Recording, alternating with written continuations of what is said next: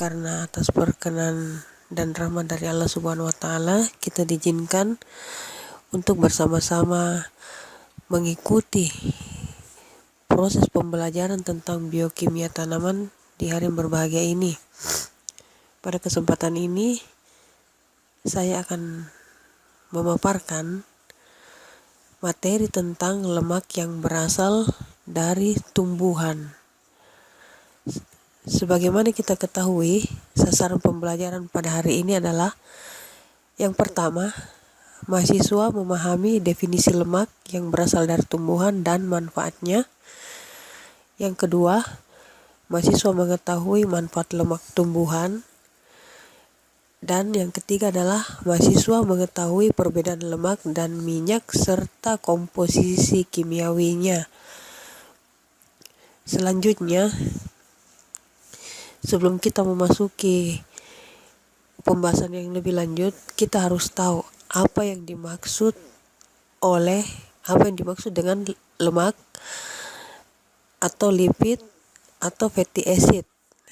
Lemak adalah zat organik yang sangat hidrofobik, tidak larut dalam air dan hanya larut dalam pelarut non-polar seperti ether, kloroform, dan benzena. Selanjutnya, lemak yang mempunyai titik lebur tinggi bersifat padat dalam suhu kamar, yang titik leburnya rendah bersifat cair. Makanya ada yang padat, ada juga yang cair, sehingga lemak yang padat pada suhu kamar disebut lemak gaji, sedangkan yang cair pada suhu kamar disebut minyak.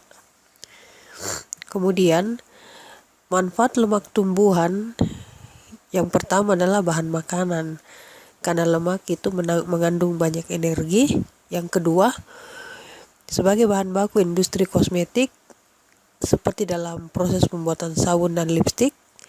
Terus selanjutnya adalah bahan obat, contohnya minyak cengkeh untuk mengobati sakit gigi.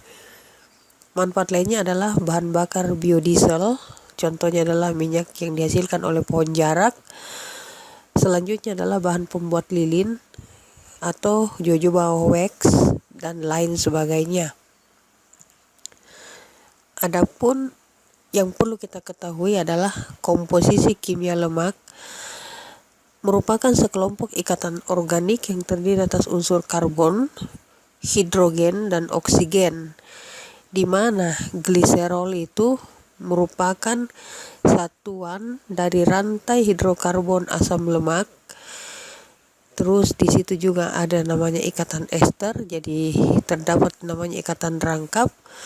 Ini bisa kita lihat pada gambar 1, adanya rumus bangun umum lemak dan minyak. Selanjutnya yang paling penting lagi kita ketahui adalah pembagian lemak menurut asalnya. Yang pertama adalah lemak nabati berupa cair dan padat. Contohnya untuk lemak nabati cair adalah drying oil atau minyak yang langsung keras saat bersentuhan dengan udara. Contohnya itu kalau kita melihat pada minyak cat atau vernis. Yang kedua adalah semi drying oil atau minyak yang menguap saat dipanaskan, contohnya minyak jagung dan minyak biji bunga matahari. Selanjutnya yang paling terakhir adalah non-drying oil atau minyak yang tidak menguap saat dipanaskan. Ini biasanya kita jumpai pada minyak kelapa, minyak canola, minyak kelapa sawit, atau minyak-minyak makan lainnya. Nah, lemak nabati yang berbentuk padat itu contohnya adalah lemak coklat. Selanjutnya, lemak hewani adalah lemak atau minyak yang berasal dari hewan.